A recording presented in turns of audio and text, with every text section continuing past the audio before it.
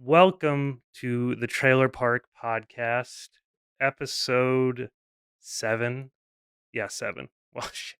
But this week I have a guest, um, FlygonHG, aka Matti, Nuzlocker. That's like your main thing for the most part. Streamer now, like you've been streaming a lot more recently, right? Yeah, yeah. But I feel like you might be able to more eloquently explain what you do on the internet. Maybe, yeah. I mean, well, thanks for having me, man. I do a lot of YouTube video content. That's my primary thing. Is I do. Maybe I'm sure we'll talk about it. What this hardcore Nuzlocke thing is, but I do challenge playthroughs of Pokemon games and create videos out of them predominantly. And I also stream on Twitch a little bit now that I have some more free time. It's fun to kind of engage with people on that platform. It's a little easier to do than through toxic comment sections on YouTube. Oh, for sure. Yeah. Yeah, YouTube is it's kind of a hellscape at times. A little bit, yeah. Um I mean, Twitch is its own hellscape. They're all hellscapes, but, yeah. I levels of hellscapeness.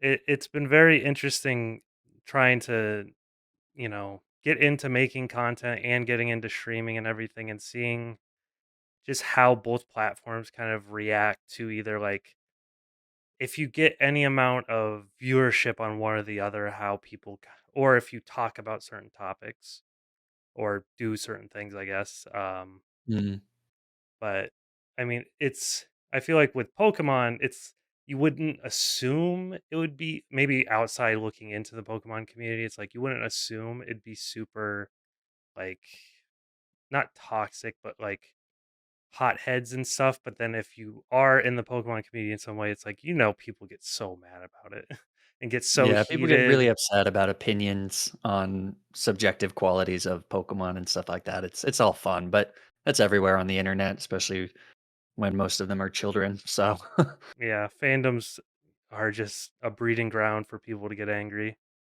yeah. But so what I find very interesting and something I really wanted to talk to you about is that like you haven't been making content for very long. You've been Mhm. in it for about like not even 2 years at this point. Yep. But like I had watched your first video and I like went back and watched it again just to refresh myself kind of thing. And it's interesting to see cuz with a lot of people I feel like it's more common nowadays, but previous like you go back a few years, like most people you go back and watch their first video and you see like a definite like change in quality from like first video to last video. And I think you've definitely improved from first video to your newest video, but you came out of the gate with a high quality like video product essentially. That's Um nice of you to say. it I go back and sometimes I watch those first couple videos, and especially because now they're crossing those milestones of like 1,000,000 views, and I'm like, why are those the ones that everyone's seeing? Because they make me kind of wince because I mean you're very nice to say that there's good audio quality and everything, but sometimes I hear it and I'm like, oh, I sound so like way more monotone, which I mean is kind of part of the charm anyways, but like just a little bit less inflection. I feel uncomfortable. But Yeah, well, I mean, everyone when they watch anything they've made, I feel like, yeah. especially if you go back, like I'm so glad I've nuked like old attempts at making YouTube content of any kind. Like I remember nuking like a Yu-Gi-Oh channel I had from like 2009. Oh my gosh, I'm glad Yeah. I got rid of that before I went into high school. But like yeah, it's definitely it can be a very jarring thing, but it's it got me looking also just into Nuzlocke, like hardcore Nuzlocking more specifically on YouTube, but because your video came out about a week before like Jaden's yearly animation video. Hmm, I Like didn't know that. yeah. And I didn't even know she for the most part for like the last 3 years has released her Pokemon Nuzlocke like animation either on the same day or like in the same time frame. Yours came out the week before and then it's like you can even look at Google Trends for stuff, and like when she posts a video about Nuzlocking, the Google Yeah, trend like crashes the ceiling. It's insanity. yeah. Um, but it's also interesting to see that it's like after a lot of the times after she posts, like it'll go back down to about the same level. But this time it definitely stayed a little bit higher and then it increased more. And then as you look at other creators who got into Nuzlocking, um, like Chaotic Meatball and a few others, um, it definitely there was a bit of a like a content turn on like Pokemon creators. And like you were the first like I don't know if you created that format essentially or if like who if you had any like um if you took any like inspiration for that first video, who would you Mhm. say like was your main inspiration? Yeah, I mean, so when I was creating the videos, I didn't really do it. It was mainly just like a kind of creative release for me. In a way, like I wasn't trying to catch on to anything or anything like that. So I guess I just kind of got lucky with that. Basically, how it kind of came into conception is that in 2020, for a while, I was watching Madry Bread. And so I don't know if you know him. He doesn't do Nuzlocks, but he does Pokemon runs, challenges, whatever, Yeah, I right? think I've seen a Um, little bit of his stuff. yeah, it's usually single Pokemon challenges, sort of things. And then I, at the time, was watching a lot of Pokemon challenges stuff. He's the one of the I think people that blew up during the pandemic, especially in early 2020. Like his channel really popped off, and he showed, or I watched a lot of his stuff at the time and thought, wow, this is there's some really cool stuff here. And I had always been doing Nuzlocks for, since I read the Nuzlocke comic that the whoever the guy is that came up with the first Nuzlocke rule set. Mhm. I've been watching that and doing stuff on the side, but I figured um, what's missing here is I could kind of do similar videos to what my dry bread is doing, but do it in this hardcore Nuzlocke space or just this Nuzlocke space or whatever. And I thought, what's a fun way to kind of make it unique, make it a little my own? Mhm. Let's introduce like some themes or whatever. So that's where the monologue stuff came from. So it was definitely, I want to shout out my dry bread's video specifically because he actually did a series where he went in and shows how he does his videos. Oh, So a wow. lot of my format is based off of that. We do things differently in quite a few steps, and he writes his scripts like as he goes, and there's all that stuff. But that's a really great resource because like if you go in and you have no idea what to do, that is a great place to at least get like some sort of clue. So that's what I did, and then from there I just read articles and about how to use. I think I had Corel at the time because I didn't want to pay for Photoshop Oh, because yeah. it's stupid expensive. Oh my god, Um, yeah. and so then I just sort of started to kind of like learn on the fly, I guess. Mhm. I definitely need to watch that series because, I have, like, a follow-up question essentially about, I was gonna talk about sort of, like, your process and everything, and sounds like at least a bit of it came from him, Yeah, it because certainly started from there for sure. Yeah. Because I finished my first, like, streamed, hardcore Nuzlocke semi-recent, like, a month or 2 months ago, and just Mhm. trying to take that and then put it into a video format is daunting, especially Yeah. because I streamed the whole thing. Mm. So I'm, like, going off of all stream recordings, like, I've kind of I I wish I would have just like added you on Twitter or checked somewhere like better before I try because I've even started like other things like with Nuzlocking. It's kind of my brain is all about catching on to something and then just kind of min maxing it for no reason. Mhm. So like I'm doing a Storm Silver hardcore Nuzlocke right now on my stream, uh and it's a massive undertaking. I have now realized. Yeah. Um, Those games are nuts. yeah, I'm on attempt like 19 or 20 or something. It's ridiculous, but I've kind of started to get like at least some of the process down, like getting instead of just letting my recording freaking go at all times. I have like the OBS Mhm. essentially like shadow play kind of the replay buffer. and all that stuff, which is really useful. Mhm. But I need to recollect myself for a second because I just lost my whole train of thought. um, but it's so when you mention I was gonna and one of my other questions just was how long have you been doing Nuzlocking and when was the switch from Nuzlocking to hardcore Nuzlocking?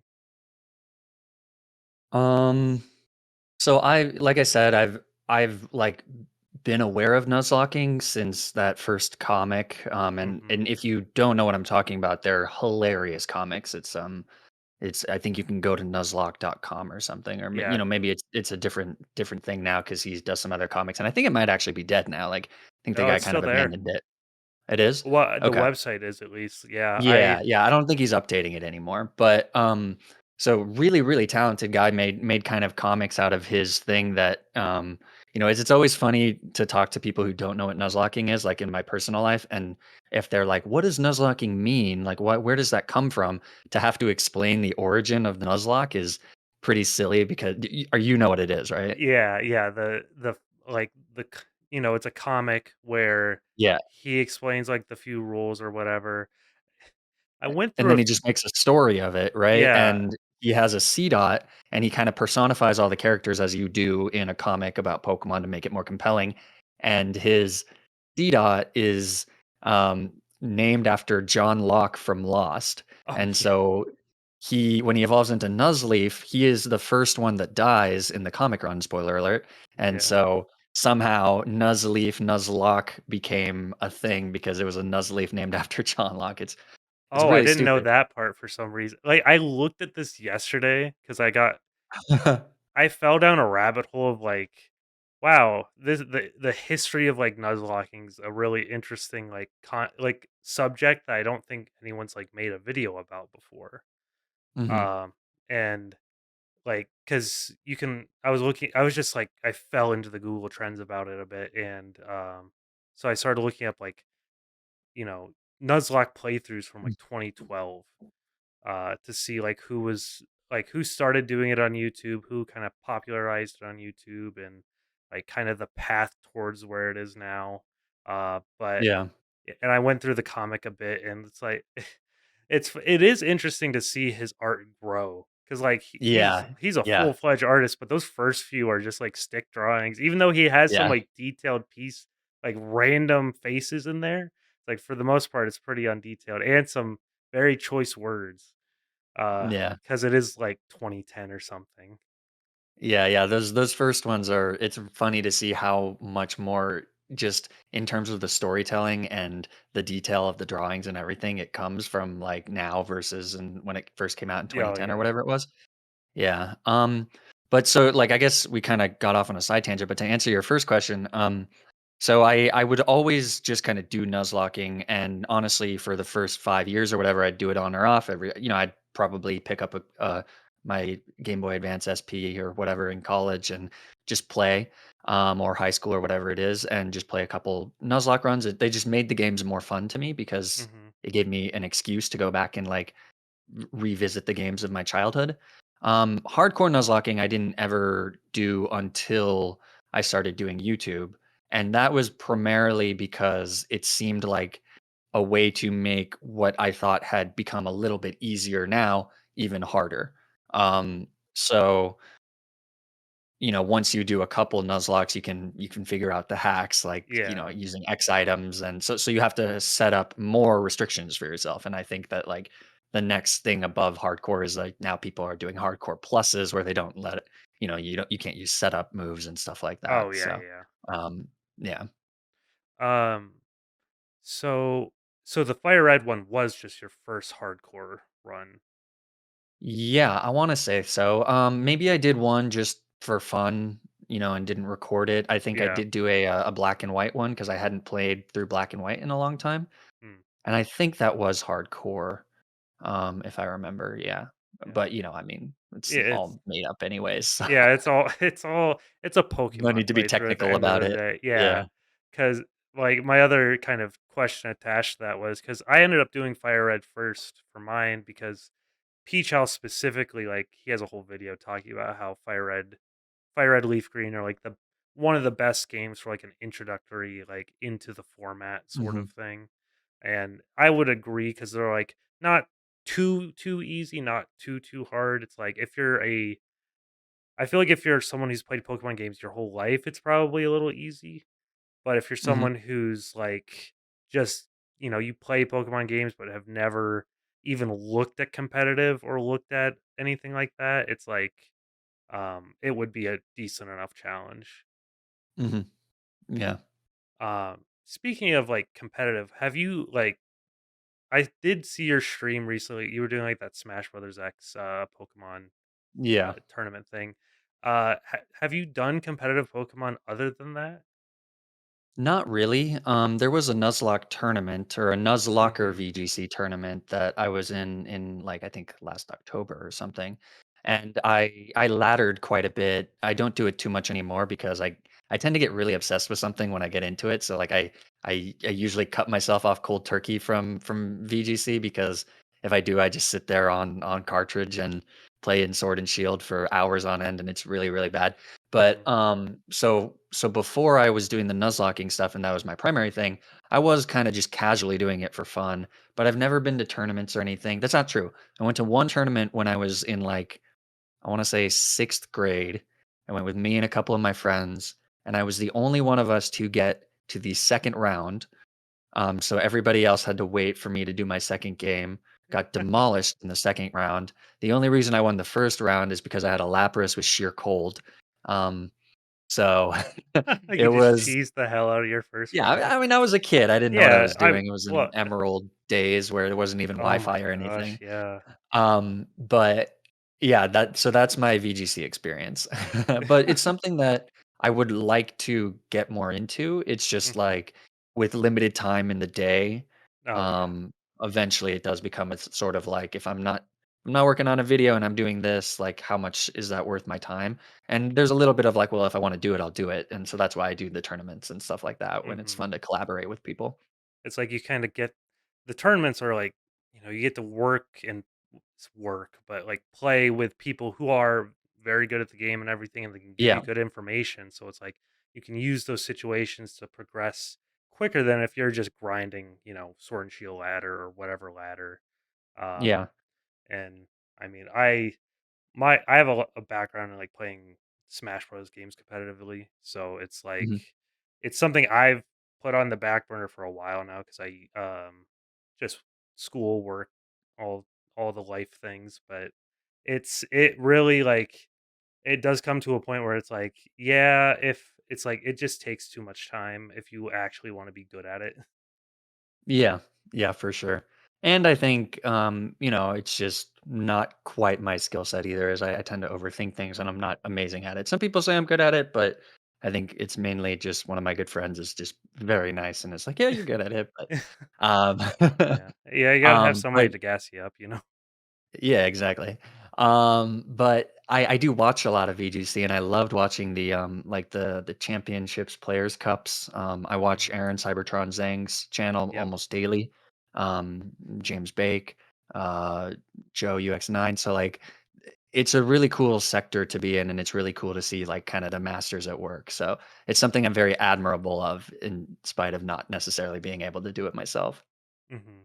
I've definitely gotten a bit more like I remember I got really into Pokemon challenges over COVID.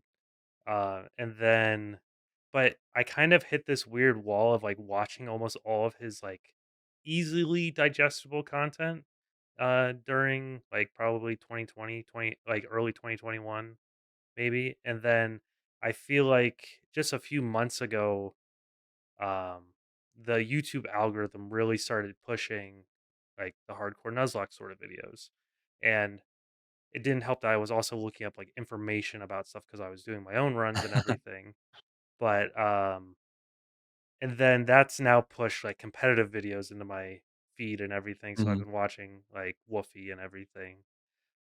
And it really is interesting to see how these people think when they're playing the game and how much like even some players in these like because like Smash Bros is a children's party game, but like Pokemon's a children's game, and like Wolfie will talk about just like staring someone down while he's playing in a VGC tournament. And I'm like, I love that shit. Like just the mind game kind of stuff. Even if Yeah, it might not phase a person. It's just interesting to hear like the little detailed stuff. yeah. Um so when it comes to I know we talked about your process of like making videos at least a little bit, but could you give me kind of, even if it's a little short and bare bones, like you like in your head you are like, I'm going to do this video, like this concept of a Mhm, video. You have and you start the process of like getting it ready to record or start the mhm. run. Um, can you give me just the brief like there to like posting it? Yeah. Yeah, so, I mean, I think one of the things that is underappreciated in like, just the process in general is, like, trying to pick which run to do, and a lot of it is it has to be a run that seems interesting to me, but it also has to be one that is feasible, so there is a lot of, like, "Okay, well, somebody suggested this run. Oh, well, let me think about it. Is that feasible? Or more specifically, is that feasible without relying on double team and hoping to get lucky a bunch? Because I don't really want to reset the game 18 times simply because, like, that's not skill, that's just Mhm. luck. So I'm Yeah. really uninterested in runs that are like, technically they're possible if you're lucky. Like, I like the runs that are like, you have to do something, you have to be creative to solve the problem, right? Mhm. So once I come up with a run, I will almost exclusively play the game and do nothing else until I finish the game. I usually don't write any script. I usually come up with the nickname theme and stuff beforehand, obviously, and I Mhm. if I know what the encounters are going to be in this specific run, I will kind of assign nicknames usually, Mhm. just to make it like a little more thematic. But and I'll kind of make note of like, oh well, maybe I can see an arc here, or like I can see this point being interesting, or I can make a joke here or whatever. So like I'll take mental notes and stuff, but I usually don't do any editing or script writing until I finish the run. Once I finish the run, I usually takes a whole day now, where I just go back and watch the footage that I recorded, and write the script from start to finish. And then from there, I will usually not do anything for the rest of the day for that video. I'll let it sit for a second. I will go back and reread the script, polish it up, add more jokes, add more interesting stuff if I can. Then I'll do a day of editing the audio, so recording the audio, kind of like we are now, and then Mhm. just going and editing it in Audacity. And then I'll go. So it's very linear, right? Then I'll just go Mhm. to the um, Premiere, Adobe Premiere, and go in and align up all the video footage, which is probably the most intensive part, is meticulously editing it all Yeah. together, As and then putting overlays and music and publishing. Mhm. And I definitely I think I watched it was either it was one of your X and Y, like one of the first um oh, stream compilation like videos you did. And I remember that's where I knew it was a thing, but for some reason I did not think of doing it, of having, because you use Streamlabs and then OBS. Yeah. Yeah, so when I stream a challenge, it's actually a little bit harder. When I'm doing it just offline, I will almost always only record when I think something important is happening. Right. Sometimes that bites me in the ass and I kind of have to like adapt and either try and recreate what happened, Mhm. um, to the best of my ability, or just like narrate it and be like, I don't have the footage. So it's kind of I'm just really lazy with setting up the shadow play and stuff. So like that's a solution. I Yeah. just don't have it Well, I was gonna implemented say because I'm lazy. The OBS stuff is like really nice because you just keep it all within OBS. Um, Okay. but yeah, and Yeah. it's so it's very I definitely agree that the final part of just like adjusting clips, because you have to speed up so much as Hmm. well. And it's like you don't speed up everything the same, so it's not like you have to you have to go through every single clip. And Yeah. it's like, especially if it's a multi-attempt run, you just have to Yeah. choose, like, I Yeah, you have to be very selective, right? Or else you're gonna make a 2-hour video and nobody's gonna watch that. Well, some people will, but yeah, it's like, unless you, like, make unless you're very entertaining and you can make this whole arc of, like, you're downtrodden and suddenly, like, you figure it out or whatever, no one's gonna watch it, but, uh, yeah, the process is way I feel like people see the rate that some of these content creators get these videos out, and they might be like, "This must be such a simple and easy process," whatever it may be. It's like if first getting into it, it's like so hard. It's like it takes so much to like get to a point where it's like I feel Mhm. like I could streamline this where I could even with other responsibilities like feasibly put out a video consistently Yeah. cuz it's something I'm very much interested in trying to do myself more often, but for a while I was like how the hell would I ever like go from start to finish in any like discernible way and like do it within, a week or 2 weeks or whatever it may be. Yeah, I mean, it's tough, and now that I do it full time, it's certainly easier, but even then, like, sometimes I have to get something to a sponsor or a brand or Mhm. whatever a couple days before release, so it's like more time crunch than normal. But I mean, I think that like, well, there's a couple things, right? Like my specific type of content is particularly heavy on the editing because you do the voiceover and you have to mess with the clips and everything, and I particularly am super, super particular, probably to a fault, with my editing where, like, especially in the later games, I don't like, just blanket speeding up through things because there's, like, a lot of, just very temporary things that if you speed it up really quickly, it looks very jarring, in my opinion, to a viewer as Mhm. you're watching it. So I go in and I will sometimes clip very specific frames out of the thing. So I'll sit there and hit over and cut out the me selecting the move or me pausing for a second before selecting the move because I don't want the camera on the top to move around as it does in Sun and Moon and stuff. Those games are super Oh. annoying to edit. Oh yeah, my Um, god. I don't yeah, so I even. try and keep it as still as possible so that when it's fast and we're cutting around, it's fluid instead of like doing Mhm. this. Right. So that takes a long time. But I think if you are a variety streamer, if you're predominantly a streamer and you're just cutting down your streams, that is actually relatively low effort. The thing that you're doing Mhm. the most with your content is you're doing the stream. So Mhm. like and then you can pretty easily outsource that stuff. I've tried to outsource my like main channel videos and it just doesn't work because I'm a little too particular about my editing, so it just ends up being Yeah. more work for everybody involved and not worth it. But for example, I've got my highlights channel that just cuts down my streams and my editor is phenomenal at that and he just does it and that's like no skin off my back. It's Yeah. super nice. So I think And it depends on your content, you know? yeah, I was gonna say your editor for your stream clips channel is amazing. And the Yeah, I he's awesome. it's I love the small detail even that he does like with those videos and everything. Yeah. It's very it's very interesting. Just the whole process is very crazy. And like when it comes to being particular, it's a thing I feel like it's a it hurts a lot of content creators at the beginning, especially because you can be you're everyone's particular, I think, to a fault, but some people can Mhm. push past it enough, or they won't let it keep them from working.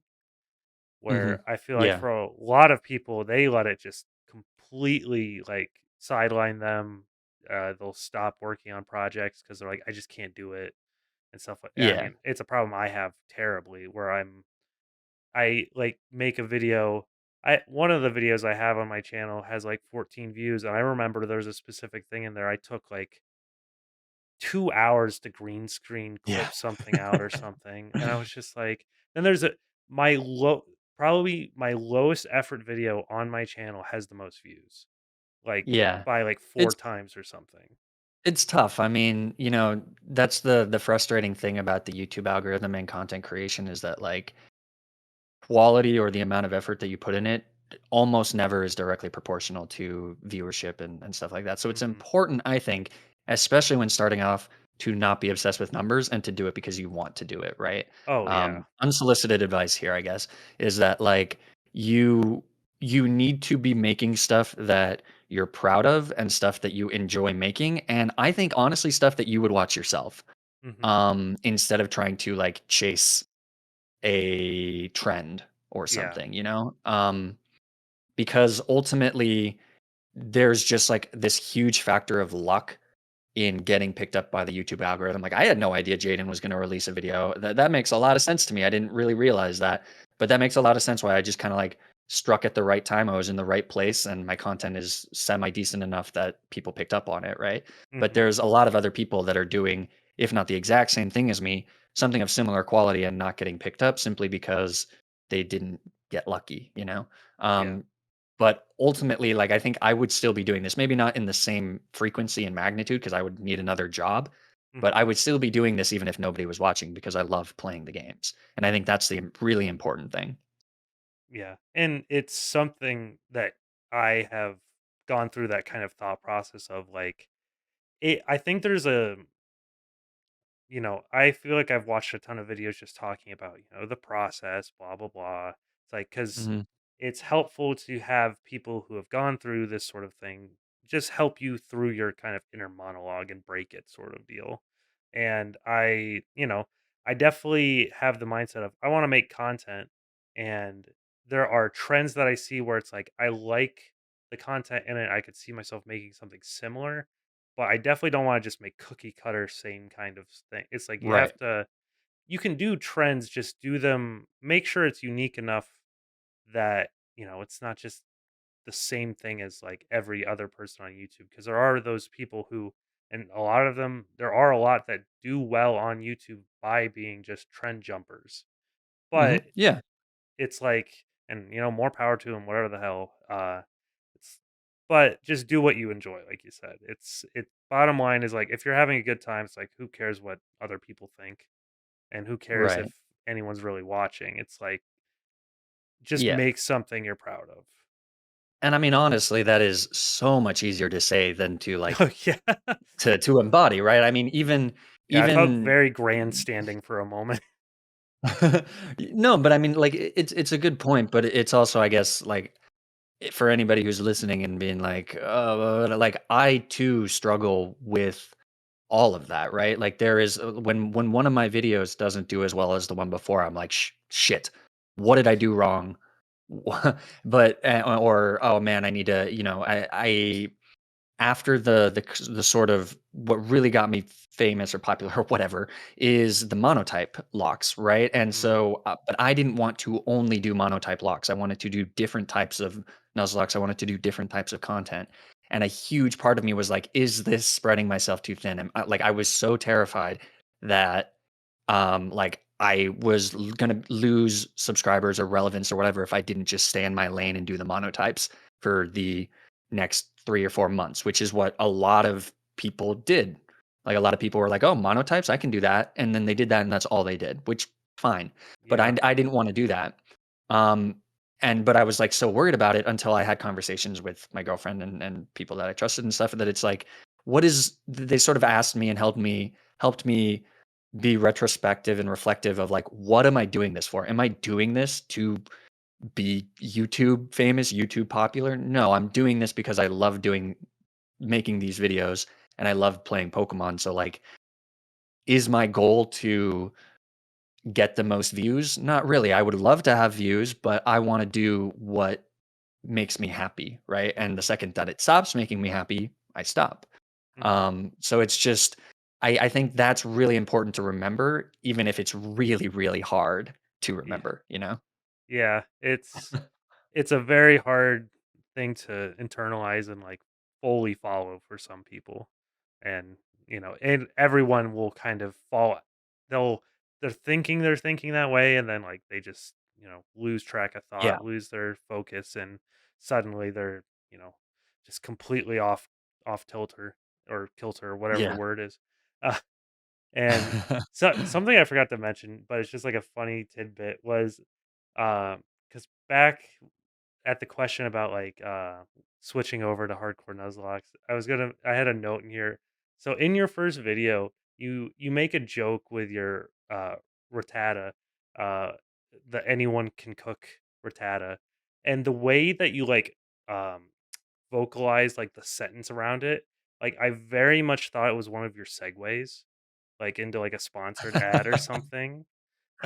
That would I be a good sponsor segue to like a HelloFresh what's it ad. called? HelloFresh, yeah. Yeah, I have I yeah, I want a have HelloFresh ad. I wanna get HelloFresh for free. Come on. What are Pl you doing, HelloFresh? yeah, it because yeah, you just said, like, "Anyone can cook it." I'm like, "Is he gonna try to sell me something?" And I'm like, "No, this is his first video, of course not." But, uh, and it's but yeah, staying, like, in this good mindset of creating content is, like, kind of that's where I feel like Twitch is almost a better platform for creators, at least when it comes to mental state, because Twitch viewers are, in a way, I think, more consistent than YouTube views. It's like you can be very consistent on YouTube, and it's like as long as you kind of stay in your lane in a way, you will consistently get views. But the algorithm can be so bad sometimes that it's like it can be a pretty harsh like hill to fall down. Yeah, yeah.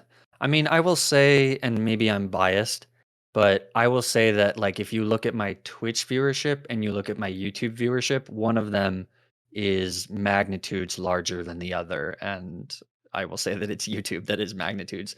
So, I find that, and even myself using Twitch, like when I don't watch too many live streams now because I just don't have the time, but Mhm. I did for a while. Um, it's very hard to get discovered on Twitch. I think you're right that Oh once you yeah. have a viewer and they're hooked, you can kinda do whatever you want, and they are there for the personality, right? And, they get the notification when you're live, and it's like they're subscribed to you, whereas YouTube might be very fleety and sort of Oh like, yeah. "Oh, well, if the YouTube algorithm recommends another one of these, then maybe I'll do it, but I might forget about this person tomorrow." So I get that, but I do think that YouTube in general is a much better platform for discoverability, even if Oh that yeah. discoverability is, ephemeral, right? Hmm. Like, it's just so much easier to put something out there and then people might watch it. You know, it doesn't mean they will, but it's different than, oh, you need to be streaming at least 4 times a week, and we're gonna take 70% of the tiny profit that you get once you become Twitch partner. Before that, you don't get shit. And well, is that true? I think It it is actually true. no, it is And true. Yeah, it's pretty yeah, bad. it's like, yeah, so I'm not a huge Twitch fan. I only do it because I like interacting with my audience a little bit because that's easier to do on Twitch than YouTube for sure. Oh yeah, it's I mean 100% Twitch is a terrible that platform was never built for people to be found. It is Mhm. like if we're talking like even like SEO or anything like that, terrible.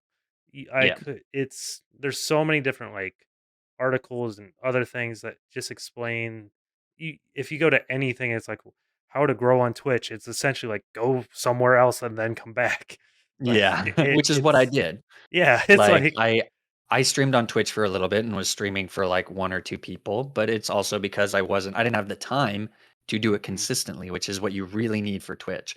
Not only do you need to have, like, some built-in audience from somewhere else, but you also need consistency, which is yeah. really fucking hard to do when you're not getting paid for it, right? Yeah, yeah. It and yeah, if you have any kind of other, um, you know, things in life taking your time, it's like, wow, this thing where I might talk to someone tonight in my Twitch chat.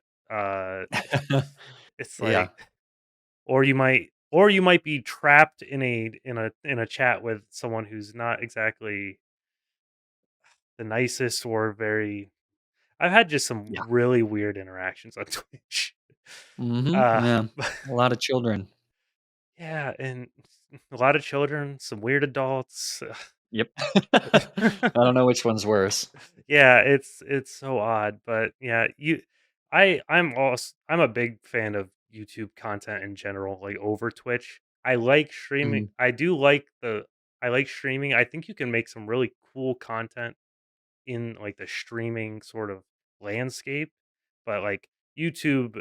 making a video, I think, is going to always trump a stream, in my opinion, like by far. Mhm. Yeah. Uh, and but making a is so much easier to hit go live than to try to take my thoughts and properly formulate that into a well edited video. Yeah, yeah, for sure. But, I mean, I think also being on Twitch is very difficult just in it's not for everyone. I think even, even my personality, I'm very subdued in my videos. I think a lot of people like the calm level that I bring to it. I'm not one of those PokeTubers that screams everything, and that obviously works for many people, and a Mhm, lot of people really like that. But I think that is more like Twitch is a show.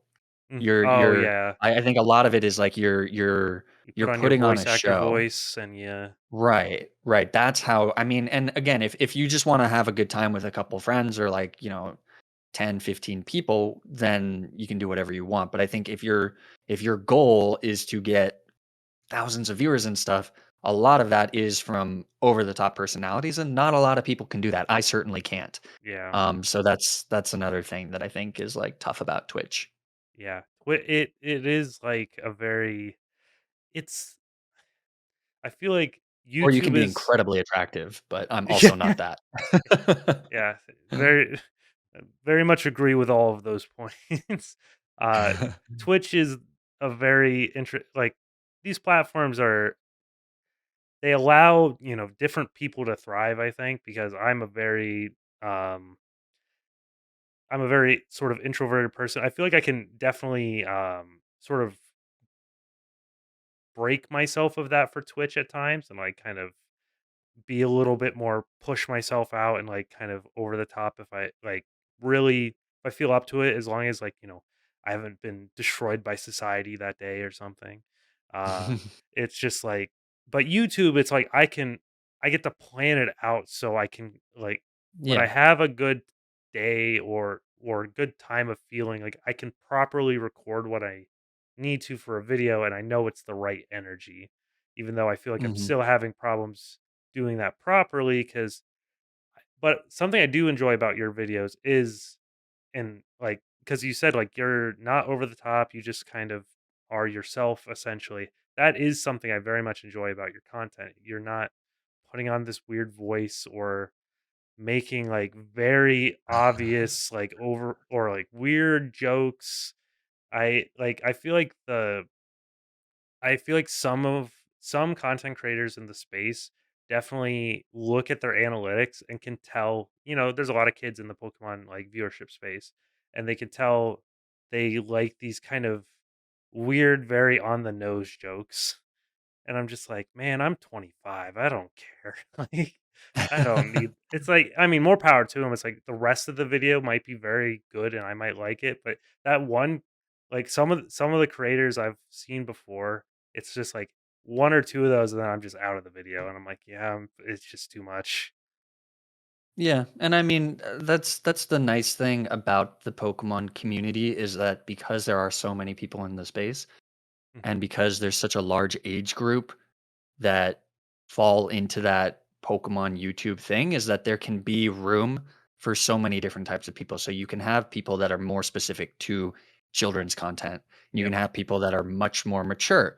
And then you can, I don't know exactly where I fall in that, but I like to think that I try to cast a wide net that's like inclusive, but doesn't like talk down to the audience, but also doesn't, Hmm. alienate. So like, it's interesting to like hear, personal preference, right? And it doesn't mean that somebody is doing it better or worse or anything like that. It's No, just that that's yeah, what it is personal preference. And it's nice that there's so many options, right? Because YouTube is such a large space. exactly. There's a lot of people in the world too. So, Yeah, if you're only appealing to kids, there's like a billion kids out there. So good job. yeah. It's like you get that good Google AdSense. Um, Yeah. But and then another like I think something that also makes a lot of your videos stand out from this just specifically even the Nuzlocking space, but also just like a general sort of maybe even like gameplay space is you do monotype challenges, obviously, but it's like you also do the theme challenges around like holidays and everything. And you also like if you see a just like a theme kind of building, you will kind of, do the whole full send create like this like some I your Christmas video this past year, I believe it was this yeah, it had to have been this past year because you've only had Yep. one Christmas video. I love that. That was great. Thank you. And then, like, just some of the, like, concepts you've brought up, I think are really great, and it's like it's I like seeing good ideas like that because it makes me think and makes me want to if I were to, like, be able to create more than a few videos sort of in this space, because my brain likes to be very fleeting, even though I feel like I very much like hardcore Nuzlocking, and I've been a fan of Pokemon since I mean, I could probably play Pokemon before I could fully read. Like, it's very much, Same. I think that thought came to mind because I think I read something, like, on one of your social media bios that said something oh, no, it's on your Twitch, I think. Like, if Yeah, you're I playing say, Pokemon like, before I can read, but now I can read and play Pokemon. Yeah, yeah. yeah. But, it's, so I just like seeing those big thematic things play out in just a Pokemon video. Like, Yeah. I I'm also a big fan of just, video essays and everything, and it gives not like, I know they're for the most part played for, like, gags and jokes, but it gives, like, hints of that. Like, it's just, that extra thought, the extra care Mhm. sort of deal. Yeah, I mean, first off, that's very nice of you to say. I really appreciate that. I think like I've had people comment like on some, sometimes when a Pokemon dies, I make like this big display of Yeah. tragedy about it and I make it into a thing and sometimes I say some sappy shit that is kind of meant as a joke like Mhm. love the ones that when you have them near you because you never know when they'll be gone and it's like it's funny because it's a fucking little Pokemon so who cares Yeah. but I've had people like reach out and be like this choked me up because I just lost a friend and this reminded me of him and you're so right and I think that not to sound too grandiose, and I fully acknowledge that I'm just making little Pokemon videos, but, like, what I try to do with my videos is make them just ever so slightly more than just, "This is what I did in the game," because I want that like, I think that now that I have a platform, I want to be able to positively affect my audience, whether that's with, inclusion in even subtle ways, or whether that is like trying to get ideas of grief or whatever across, even if it's in silly jokes. I think like making that more accessible and putting that kind of into this like children's game content is something that I feel is important to like kind of distinguish my content from just a let's play or something, right? Mhm. So I'm glad to hear you say that. That means a lot to me. I really appreciate it. Yeah. And that is I very much appreciate your kind of your I'd assume this is gonna sound weird, like worldview, like the way that you do approach your videos. Like I like inclusiveness and everything because I think it's Pokemon at times can be very like clicky or very, people are like you gotta like exclusive people can be very within their groups about things and it's like we're playing a, Hmm. a fucking kids game. Like just play the game, have fun, be good to people kind of deal. Um Yeah. Yeah, I mean, we started this conversation of saying that fandom is toxic, and it's totally true. And I think, especially online, it's a very male space. It's a very white space, and so mhm, there's only so much that I can do as a white male. But like, I I really do try to be conscious about trying to be inclusive. So even small stuff like I try on Twitch to not just say let's do it guys. I try to say guys and girls even though a majority I'm sure of my viewership is male. So it's just like those little things I think are important because this space is so just inherently toxic and it doesn't have to be, oh and I think yeah. it's important for us as content creators to like understand our complicity and our role in it and try and combat that, you know? Mhm. It's just making you're making a space on a like pushing for the platform that you're on to be as like open and free to whoever wants to, absorb or watch content on it or uh be a part of the conversation, just Yeah. all those kinds of things. Yeah, and even in things that aren't that serious, like, I try really hard to not gatekeep Nuzlocking or Oh yeah. gatekeep how to play Nuzlocking. A lot of people are always like, How do you do," or like, "What do you would you do here, blah, blah, blah," and every single time I'm like, "Well, this is what I would do. This is how I would personally interpret this, but that's not correct. That's not, like, not a correct thing, that's my personal interpretation. It's a made up rule set, do it until you don't want to do it, right? There's it's not real.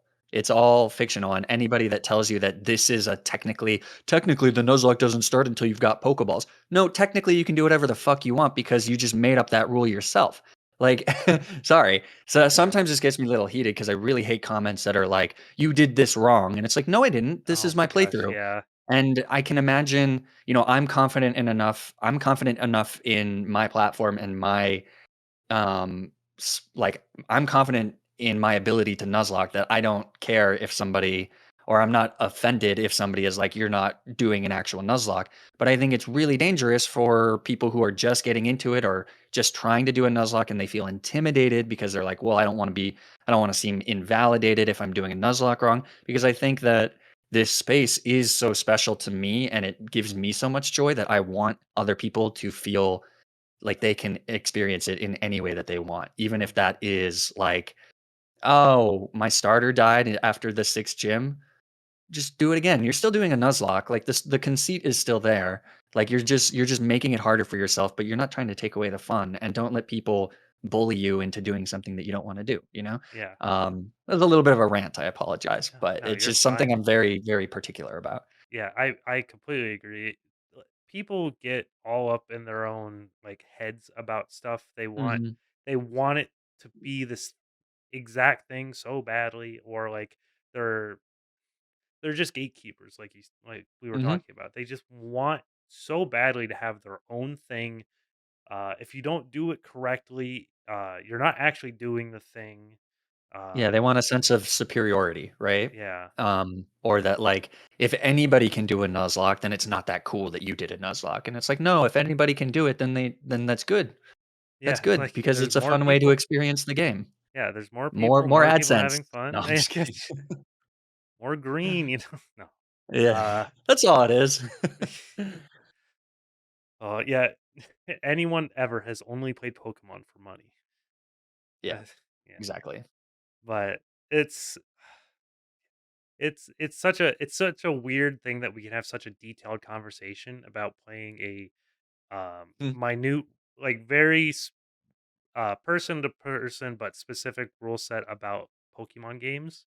But it's like it's you know fandoms especially, and I mean it's like the biggest fandom in the world, but it's like any kind of thing people like can easily become this sort of it can be made into the internet makes it so anything can be this space where people can, interact, talk about whatever it may be, and making these spaces more inclusive and everything is important, and just yeah, working to keep people from gatekeeping is also important. yeah, and I mean, I think there's a lot of, you know, it's it's not justifiable, but I imagine that a lot of people feel this, like, protection over certain things, like video games, like Oh comic yeah. books and stuff where, I was afraid to tell people that I liked Pokemon in middle school because I knew that that would make me seem like a nerd. So, like, it it's weird to suddenly try to reconcile that fact with, like, being accepting of other people when they now wanna be part of it. But, like, it's just such a backwards ass way of thinking, and when you just stop and think and ultimately, it's just like what you said, like, just be nice to people. It's free to be nice, treat other people the way it's like the golden what is that? The Yeah, the golden golden rule. Yeah. yeah. Yeah, treat other Beyond. people the way you wanna be treated. So it's, like, Yeah. not hard. It's just, like, there's all of this social baggage and crap about it that, like, we just need to get rid of, and it's so inherent into video games and nerd culture and all of this Oh, yeah. crap that it's just like, just let it die, kill the past if you have to, whatever. Yeah. Star Wars quote. Yeah, just it's really good to and by doing it this way, it's like because a lot of these communities kind of get their gatekeepers and kind of toxic it gets toxic because people feel this kind of fear of essentially wearing their heart on their sleeve kind of deal. Mhm. It's like they don't want to talk about their hobbies in public or even like semi-public. They'll only do it in the back corners of the internet or whatever. And then you meet, some random guy who's speaking some crazy shit in a forum and then suddenly you're think in some weird ways. I love online Yeah. radicalization. But yeah, in the end, like the internet is a crazy place where you can find and interact with anyone who has an interest that you're interested in, and it's leading to this kind of world where I think it's a very polarizing thing because it's like people yell and scream about like cancel culture stuff and everything, but in reality, it's just like a lot of it's like these very private communities are now not as private, especially because a lot of them want to make them more public, but then they don't want to cut away what they what they may know is bad or but they know their base loves and stuff, and, oh, that's Yeah. it. I'm not gonna go down that rabbit hole. Yeah, we're in sketchy area, I guess, Yeah, but I I mean, it's my an interesting conversation. yeah, but it's I I had probably just one more question, even though we had a really good just, like, follow through on a lot of that kind of conversation, because you started, Renegade Platinum recently. Mhm. Is that your first, like, ROM hack that you've played, or is it the first one I'm assuming it's the first one you've hardcore nuzlocked.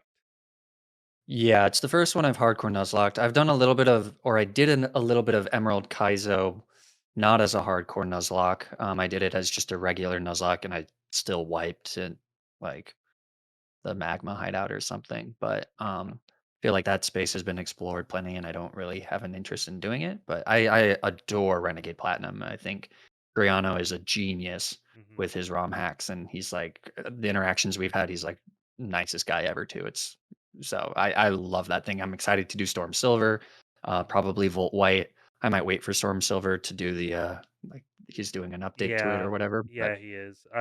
yeah, so it's all I so cool. it is really I kinda wish I would've well, I, like, started it, and then I think he announced the update, or I just didn't even know that an update was coming. But Mhm. because sometimes I see changes that are in Renegade Platinum, and then I think they're in, like, Silver and Sacred Gold, and then they're not, and I'm like, "Oh, shit." Uh, I think I wiped once because I thought something had one thing and it didn't, or it was one typing, and I was just like, "Ah, you gotta be kidding me." Um, but yeah, Sacred it's some of the segments, like, um, he changes up how some of them run, and, like, he has some, like, completely new things, and it's a really crazy game, and I ended up I was driving myself crazy with, like, EV training. And so I ended up going to Drax's Discord and getting he has like an EV list mod, so I couldn't like just cut off the option from myself. Oh, yeah. Which helped. It like I got my furthest run like 2 attempts in after doing that because I just stopped overthinking it, even though technically the Pokemon are worse. Yeah. Uh but so with Renegade Platinum, um oh gosh, what was this? Oh, where like do you think comparing that game to like the main series games, um what's like the most standout difference you would say other than like the difficulty obviously like it's very like with the increased gym leaders, Pokemon and Mhm. everything. Yeah, one of my I think my favorite thing about the game is that Dre has smartly and for the most part, reasonably made almost every single Pokemon viable. I think there are so many Pokemon that I think are really cool that I would love using, and kind of one of the reasons why I got into Nuzlocking was to kind of force me into using those Pokemon, but they're just so bad. There's so many, specifically Gen 3 and Gen Yeah. 2 Pokemon that are just lousy, just terrible, terrible Pokemon. And yeah, the game is pretty easy, so you can kind of get away with using them if you really want to, but like Mhm. they don't feel special, right? Whereas I think that Drayano found this way to make all the Pokemon feel special and feel like, "Oh, if I wanted to use a Beedrill, thing's got monstrous attack, it's got Drill Run now. Hell yeah, sign me up. That's cool." So it's like the way that he kind of gave all of the Pokemon a new reason to exist, I think is really cool. There's a lot of stuff in there that's like, that's also really cool. That's like, changes to typings and stuff like that, and Mhm. things like that that are really cool. That's, I think, a little more. Um, this isn't meant as an insult, but like a little more fan gamey, I think. Yeah. But like what feels really authentic is how these Pokemon have been buffed, and there's not really a reason that Nintendo couldn't do that because there's been a power creep throughout the series and everything like that. And like Mhm. I think it does make sense from a game design perspective to have Pokemon that are worse than other Pokemon and have like, the early game Pokemon not be as good. So it encourages the trainers to learn about the other Pokemon and replace Pokemon and stuff like that. Mhm. But as somebody coming from it as like, I want to love all these Pokemon and have as many options as possible, I think that's the coolest part of Renegade Platinum for sure. And just the like how many Pokemon you can get right off the bat, all the gifted Pokemon at the beginning, all the Oh, starters, yeah. all that stuff is really cool. Yeah. And, like, I the talking about, like, viability is an interesting thing 'cause, I the main Smash game I played was Melee competitively, and, like, Mhm, there is, like, 10 characters that are viable out of, like, 26. And there's always this conversation, and there's like mods of the game that make more of them viable. And there's this kind of conversation. It's like, would the game have been as popular as it is, like competitively, if more characters were viable? And a lot of people kind of move towards the answer no, because it's like, while more, it's like this weird balance of like, you have more, yeah, there's more options, but, like, because you the, can't focus on any one yeah, thing, right? the Yeah. viability, like, curve essentially allows it so that the meta with those better characters, like, explodes, or at least progresses much quicker, the game progresses quicker, like, um, Pokemon, I guess, doesn't really have that to the same extent because it's not a fighting game, but it's like a at least a touching point of the 2 games in a way. Yeah. Well, I mean, in like VGC, right? There's a lot of people are like, oh, every team that won or that top cut at this tournament has the same 12 Pokemon. And it's like, I get that. I think there's like a desire to have your favorite Pokemon on the team that you use competitively, or like a desire to succeed with your favorite Pokemon. Like Flygon's terrible in most Oh, yeah. formats. So it kind of bums me out, but um, I think it's easier and more accessible to get into a VGC format where you need to learn 20 Pokemon instead of learning 800, right? Yeah, Like it's exactly. just it's the yeah, so it makes It's sense. the the newer, like, Smash game Ultimate, which has, like, 100 plus characters, and it's, like, way more viable, and it's, like, it's Yeah. daunting to even, like, touch the game sometimes, and, it is this just like, that was a really good way of putting it, essentially, like, it's a you can just apply that to Smash characters, and it's, like, the same, it would make sense. Yeah. Uh, but and then that same kind of the fan gamey comment reminded me of when you played through, Peach Howl's Trash Lock, and you were Mhm. talking a little bit about how you really liked that because instead of like doing all this crazy stuff to make Emerald harder by changing trainers and Pokemon and all this stuff, it just straight up changed encounters and like item availability and stuff like that. And I am very interested. I'm gonna play through that at some point, but I think it gives a good idea of like how you view the games and how you view I guess Pokemon in general. Yeah, something that people ask me a lot of the times, either ask me politely or in comments are like, "Ugh," they will say, "Why don't you do a playthrough blind?" And not Hmm. literally blindfolded, but Yeah. like don't look up what the trainers have, don't look up move sets, things like that. And I think that's like I said, there's no incorrect way to play Pokemon. So if that's what you want to do, good job. For me, I find what I find most interesting about hardcore Nuzlocks and specifically the sort of like ROM hacks and to an extent like the typing locks and stuff that I do are themed ones is I like knowing what the challenge is and then trying to solve the challenge. I'm not super interested in let me just blindly go through the game and get and like figure it out on the fly. I really like the problem solving, the planning, the theory crafting of everything, and going, okay, I know what the challenge is. It's an incredibly difficult challenge. In spite of that, how do I solve it? So Hmm. it's like to me, it's like, mm, you know, I said this I think yesterday on my stream is that like it's like I like doing puzzles, like jigsaw puzzles, Hmm. but I would never do a jigsaw puzzle without the picture in front of me. Right. Like I find it interesting to say, this is what I need to do. Here are my pieces. Let me figure it out. And so I think with Pokemon Challenges, Trash Lock thing, and I think this also works for Driano's hacks, is that it's not so much making things unfair or drastically changing. It's a little bit more drastic, I guess, in Driano's hacks, but like it's not really changing the problem that you're solving. It's changing the pieces that you're using or like the tools that you have accessible to you.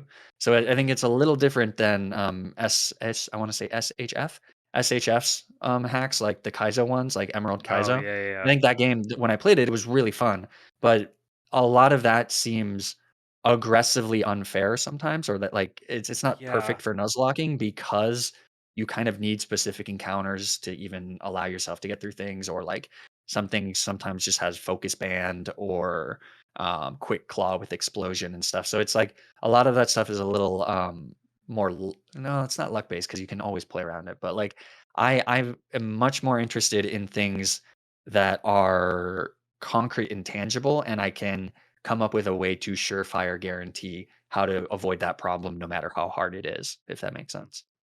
I yeah, that makes perfect sense. You like the planning phase is a big thing for you. Like you have all the information in front of you. You can look at odds and probabilities and everything, and Hmm. your what was your degree in again?